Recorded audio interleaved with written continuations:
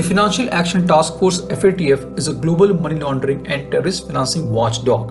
The intergovernmental body sets international standards that aim to prevent the illegal activities and the harm they cause to society. As a policy-making body, the FATF works to generate the necessary political will to bring about the national legislative and regulatory reform in these areas. The Financial Action Task Force was established in July 1989 by G7 summit in Paris, initially to examine and develop measures to combat money laundering. The FATF currently has 39 members, including two regional organizations, the European Commission and Gulf Cooperation Council. India is a member of FATF Constellation and its Asia Pacific Group.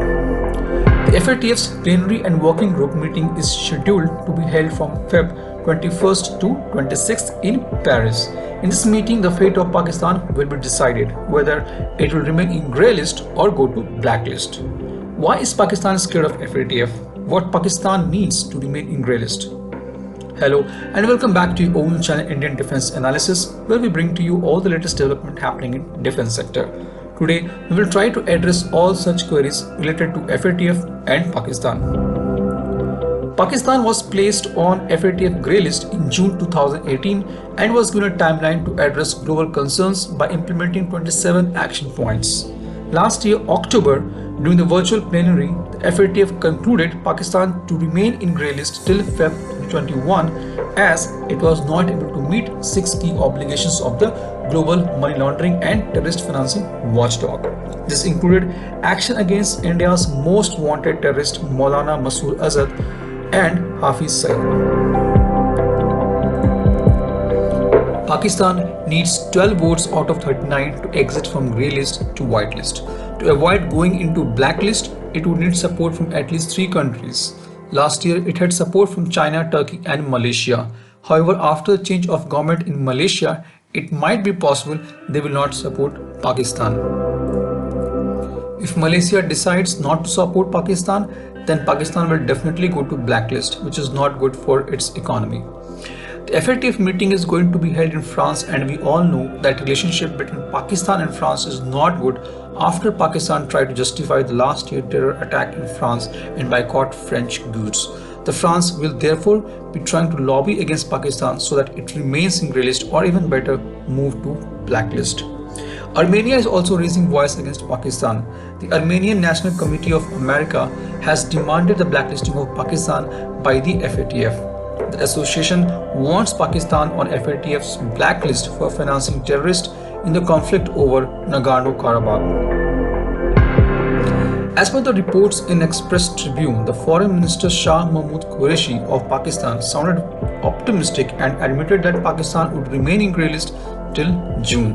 Pakistan has been requesting member countries for on-site visit and expecting would help Pakistan to come out of the grey list. Pakistan's foreign spokesperson Jahid Hafiz Chaudhry claims that remaining 6 actions were partially addressed and Pakistan remains committed towards the accomplishment of FATF action plan. However, the ground reality is quite different. Pakistan failed to take action against all UN designated terrorists, including Jaish-e-Mohammed Chief Azhar, Lashkar-e-Toiba founder Hafiz Saeed, and the outfit's operational commander Zakiur Rahman Lakhvi. Pakistan always tries to show ahead of FATF meeting that it is taking action against terrorists. However, once the FATF meeting is over, they are all set free.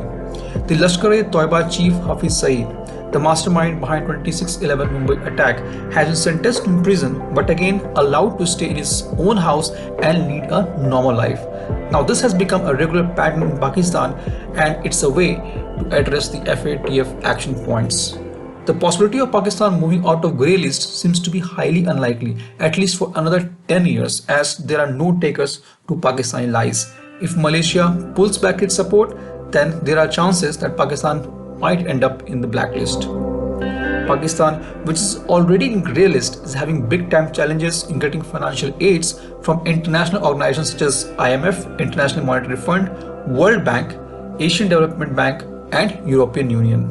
If Pakistan is moved to blacklist, the international funding will completely stop for Pakistan. The journey ahead will not be smooth for debt-ridden Pakistan due to its continued support to terrorism. This was today's update. Please let us know what is your views about these in comment section. Feel free to post your comments and suggestions about any topic related to defense sector on which you want to hear from us. With this, I would like to say goodbye and Jai Hind friends. Please like and subscribe our video if you have not done already. We will be soon back with more interesting and amazing development happening in defense sector.